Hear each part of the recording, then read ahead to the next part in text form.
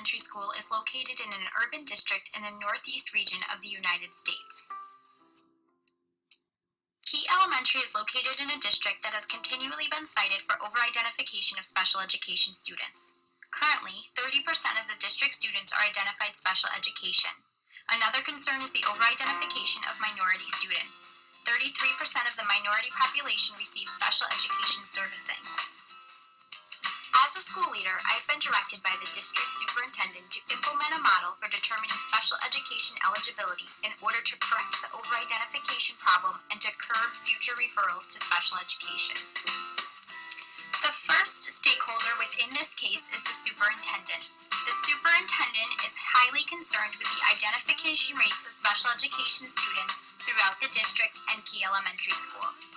There are 2 special education teachers at Key Elementary. Mrs. Cloud has been teaching for 23 years. She is aware of continuum services but doesn't believe in them. She services all of her students in a self-contained classroom using a one-size-fits-all approach. Mrs. Chada is new to the building. She has been trained using a variety of instructional approaches. In the past, she has worked exclusively with The third group of stakeholders within this case are the Key Elementary teachers. Teachers at Key Elementary have always been responsible for monitoring students' academic progress. They now feel that they will have an increased workload due to the demand of quantitative student data that is needed. They are reluctant to abandon their instructional practices. The final stakeholders within this case are the community. There's not a lot of communication provided from the school other than parent-teacher conferences and annual PPT meetings. Parents are unclear of their child's performance. They are not seeing their children improve on assessments even with the help of special education services. They have heard that there are too many students in special education. The first major issue within this case is the over-identification issue within the district, as well as the disproportionate or over-representation of students from culturally diverse backgrounds.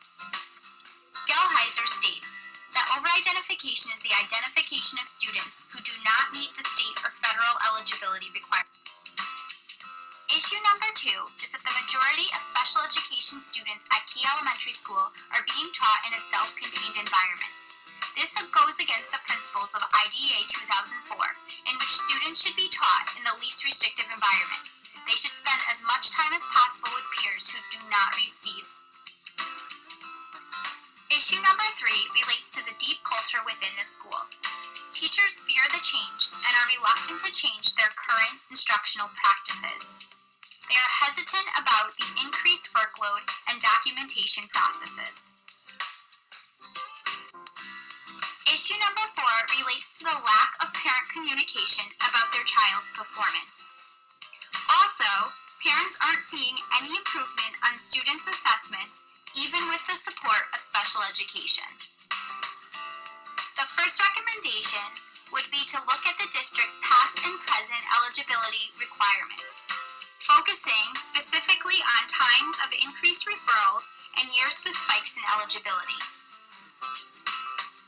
As a leader within the organization, I recognize implementing an RTI and inclusive framework is important to the success of the issue of over-identification. I will foster relationships and incorporate all ideas, as well as opposing viewpoints, so that all stakeholders have a voice in the matter. The implementation of RTI brings on a huge cultural shift within the school. My recommendation for implementation would be to introduce RTI framework in small, simple steps, allowing teachers to feel success before moving on to the next phase of the process. My final recommendation would be to increase parent communication. This can be done in a variety of ways and in conjunction with the PTA. This can be done through the social media pages, online school website, phone calls, text messages, and text alert programs. In conclusion, there's a lot of research and implementation that must take place within the district and Key Elementary School. By utilizing the viewpoints of all of the stakeholders and working collaboratively with everyone, this goal can be achieved. Created using Powtoon.